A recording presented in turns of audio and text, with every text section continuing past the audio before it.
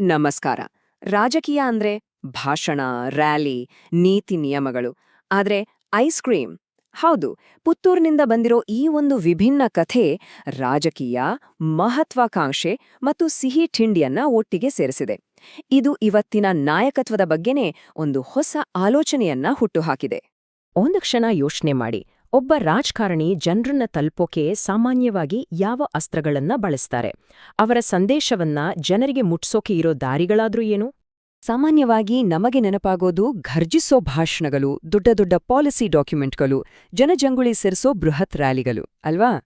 ಆದ್ರೆ ಪುತ್ತೂರಿನ ಶಾಸಕ ಅಶೋಕ್ ಕುಮಾರ್ ರೈ ಅವರ ದಾರಿ ಸ್ವಲ್ಪ ಬೇರೆ. ಅವರ ಕೈಲಿರೋದು ಸ್ಥಳೀಯವಾಗಿ ತಯಾರಾದ ಒಂದು ಚಾಕ್ಲೇಟ್ ಮತ್ತು ಒಂದು ಐಸ್ ಕ್ರೀಮ್. ಇದು ನೋಡೋಕೆ ಸಿಂಪಲ್ ಆಗಿ ಕಾಣ್ಬೋದು, ಆದ್ರೆ ರಾಜಕೀಯದ ಗದ್ದಲದ ಮಧ್ಯೆ ನೇರವಾಗಿ ಜನರ ಮನಸ್ಸಿಗೆ ತಲುಪೋಕೆ ಇದೊಂದು ತುಂಬಾನೇ ಶಕ್ತಿಯುತವಾದ ಸಂಕೇತ. ಇದನ್ನ ಸ್ವತಃ ಶಾಸಕ ರೈ ಅವರೇ ಹೇಳ್ತಾರೆ. ಇದು ಬರೀ ಒಂದು ಸಿಹಿ ತಿಂಡಿಯಲ್ಲ, ಬದಲಿಗೆ ಇದೊಂದು ಸಂಕೇತ ಅಂತ. ಹಾಗಾದ್ರೆ ಈ ಒಂದು ಚಾಕ್ಲೇಟ್ ಮತ್ತು ಐಸ್ ಕ್ರೀಮ್ ಮೂಲಕ ಅವ್ರು ಹೇಳೋಕ್ ಹೊರಟಿರೋ ಆ ದೊಡ್ಡ ವಿಷಯವಾದ್ರೂ ಏನು? ಸರಿ, ಆ ಸಿಹಿ ತಿಂಡಿಗೆ ಇಷ್ಟೊಂದು ಅರ್ಥ, ಇಷ್ಟೊಂದು ಶಕ್ತಿ ಬರೋದು ಫೀಸ್ ಅನ್ನುವೊಂದು ಚೌಕಟ್ಟಿನಿಂದ. ಇದೊಂದು ವ್ಯವಸ್ಥಿತವಾದ ಯೋಜನೆ. ಬನ್ನಿ, ಏನಿದು ಅಂತ ಸ್ವಲ್ಪ ಆಳವಾಗಿ ನೋಡೋಣ. ಫೀಸ್ ಅಂದ್ರೆ fees goal setting for the future, ಅಂದ್ರೆ ಭವಿಷ್ಯಕ್ಕಾಗಿ ಗುರಿಗಳನ್ನ ನಿರ್ಧರಿಸೋದು. ಇದನ್ನ ಗ್ರೀನ್ ಪಿಪ್ಸ್ ಫೌಂಡೇಶನ್ ಅನ್ನೋ ಸಂಸ್ಥೆ ಖಾಸಗಿ ಯುವ ಜನರಿಗೋಸ್ಕರನೇ ರೂಪಿಸಿದೆ. ಇದರ ಉದ್ದೇಶ ತುಂಬಾ ಸ್ಪಷ್ಟ. ಸುಮ್ನೆ ಹಗಲುಗನಸು ಕಾಣೋದಲ್ಲ, ಬದಲಿಗೆ ಆ ಕನಸುಗಳನ್ನ ಹೇಗೆ ನಿಜ ಮಾಡ್ಕೋಬೋದು ಅಂತ ಒಂದು ಸ್ಪಷ್ಟವಾದ ಪ್ಲಾನ್ ಕೊಡೋದು. ಈ ಫ್ರೇಮ್ವರ್ಕ್ನಲ್ಲಿ ಮೂರೇ ಸರಳ ಹಂತಗಳಿವೆ. ಮೊದಲನೇದು ಜೀವನದ ಗುರಿ, ಅಂದ್ರೆ ನಮ್ಮ ಜೀವನದ ಅತೀ ದೊಡ್ಡ ದೂರದ ಕನಸು. ಎರಡನೇದು ಪಿಒಪಿ ಅಥವಾ ಪ್ರೋಗ್ರೆಸ್ ಓರಿಯೆಂಟೆಡ್ ಪ್ಲಾನ್. ಇದು ಆ ದೊಡ್ಡ ಗುರಿಯನ್ನ ತಲುಪೋಕೆ ಇರುವ ಒಂದು ಮಧ್ಯಮ ಅವಧಿಯ ಯೋಜನೆ. ಇನ್ನು ಮೂರನೇದು ಮತ್ತು ಬಹುಶಃ ಅತಿ ಮುಖ್ಯವಾದದ್ದು ಅಂದ್ರೆ ಬಿಒಪಿ ಅಥವಾ ಬಾಟಮ್ ಆಫ್ ದ ಪಿರಮಿಡ್, ಅಂದ್ರೆ ತಕ್ಷಣಕ್ಕೆ ಇವತ್ತೇ ನಾವು ಶುರು ಮಾಡಬಹುದಾದ ಒಂದು ಚಿಕ್ಕ ಸುಲಭದ ಕೆಲ್ಸ. ಈ ಕಾರ್ಯಕ್ರಮವನ್ನ ನಿಜವಾಗ್ಲೂ ವಿಭಿನ್ನವಾಗಿಸೋದೇ ಈ ಅಂಶ. ಶಾಸಕ ರೈ ಅವರು ಕೇವಲ ವೇದಿಕೆ ಮೇಲೆ ನಿಂತು ಇದೊಂದು ಒಳ್ಳೆ ಯೋಜನೆ ಅಂತ ಹೇಳಿ ಸುಮ್ಮನಾಗಿಲ್ಲ. ಬದಲಿಗೆ ಎಲ್ಲರ ಮುಂದೆ ನಿಂತು ಇದೇ ಫೀಸ್ ಚೌಕಟ್ಟನ್ನ ತಮ್ಮ ಸ್ವಂತ ಗುರಿಗಳಿಗೆ ಅನ್ವಯಿಸಿ ತೋರ್ಸಿದ್ರು. ಇಲ್ಲಿದೆ ನೋಡಿ ಇಡೀ ಕಥೆಯ ತಿರುಳು. ಅವರ ಜೀವನದ ಗುರಿ ಎಷ್ಟು ದೊಡ್ಡದಿದೆ ನೋಡಿ. ಪುತ್ತೂರನ್ನ ಯುವ ಸಬಲೀಕರಣಕ್ಕೆ ಒಂದು ರಾಷ್ಟ್ರೀಯ ಮಾದರಿ ಮಾಡೋದು. ಅದಕ್ಕಾಗಿ ಅವರ ಮಧ್ಯಮಾವಧಿಯ ಗುರಿಯೇನು? ಒಂದೇ ವರ್ಷದಲ್ಲಿ 10,000 ವಿದ್ಯಾರ್ಥಿಗಳಿಗೆ ತರಬೇತಿ ನೀಡೋದು.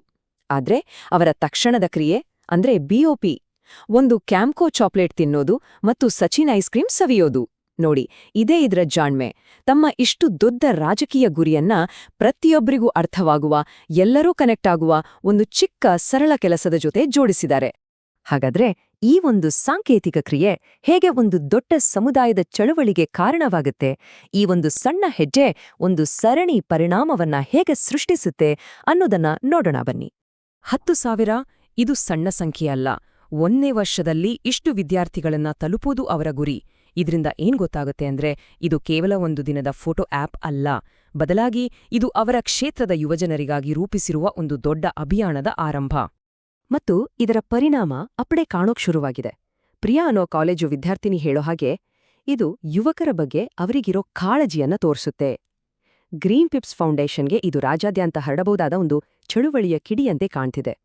ಕ್ಯಾಂಪ್ಕೋ ಮತ್ತು ಸಚಿನ್ ಐಸ್ ಕ್ರೀಮ್ನಂತಹ ಸ್ಥಳೀಯ ಕಂಪನಿಗಳು ಬೆಂಬಲಕ್ಕೆ ನಿಂತಿವೆ. ಅಷ್ಟೇ ಅಲ್ಲ, ಗುರಿ ತಲುಪೋ ವಿದ್ಯಾರ್ಥಿಗಳಿಗೆ ಬೋನಸ್ಗಳನ್ನು ಸಹ ನೀಡಲಾಗ್ತಿದೆ. ಹಾಗಾದ್ರೆ ಇದೆಲ್ಲವನ್ನೂ ನೋಡಿದ್ಮೇಲೆ ನಮ್ಮುಂದೆ ಬಂದು ನಿಲ್ಲುವ ಪ್ರಶ್ನೆ ಒಂದೇ. ಇದು ಕೇವಲ ಒಂದು ಚಾಣಾಕ್ಷ ಪ್ರಚಾರದ ತಂತ್ರನಾ, ಒಂದು ಗಿಮ್ಮಿಕ್ಕಾ, ಅಥವಾ ಇವತ್ತಿನ ಯುವ ಪೀಳಿಗೆಯ ಜೊತೆ ಸಂಪರ್ಕ ಸಾಧಿಸಲು ಇದೊಂದು ಹೊಸ ಜೀನಿಯಸ್ ಮಾರ್ಗನಾ? ಬಹುಶಃ ಶಾಸಕ ರೈ ಅವರ ಈ ಮಾತಲ್ಲೇ ಇಡೀ ತತ್ವಶಾಸ್ತ್ರ ಅಡಗಿದೆ. ಧೈರ್ಯದಿಂದ ಕನ್ಸ್ಕಾಣಿ, ಪ್ರತಿದಿನ ಕಾರ್ಯಪ್ರವೃತ್ತರಾಗಿ. ದೊಡ್ಡ ಕನಸುಗಳಿಗೂ ನಾವು ಪ್ರತಿದಿನ ಮಾಡುವ ಸಣ್ಣ ಸಣ್ಣ ಕೆಲಸಗಳಿಗೂ ಇರುವ ಆ ಅದ್ಭುತ ಸಂಬಂಧವನ್ನ ಇದು ಎತ್ತಿ ತೋರಿಸುತ್ತೆ. ಕೊನೆಯದಾಗಿ ಈ ಪ್ರಶ್ನೆ ನಮ್ಮೆಲ್ಲರನ್ನೂ ಯೋಚಿಸುವಂತೆ ಮಾಡುತ್ತೆ. ಟೊಳ್ಳು ಭರವಸೆಗಳನ್ನೇ ಕೇಳಿ ಸಾಕಾಗಿರೋ ಈ ಜಗತ್ತಿನಲ್ಲಿ ನಿಜವಾದ ಸ್ಫೂರ್ತಿಗಾಗಿ ನಾವು ಹುಡುಕುತ್ತಿರುವಾಗ ಬಹುಶಃ ಇಂತಹ ಒಂದು ಸರಳ ಸಾಂಕೇತಿಕ ಕ್ರಿಯೆಯೇ ನಮಗೆ ಬೇಕಾಗಿರೋದಾ?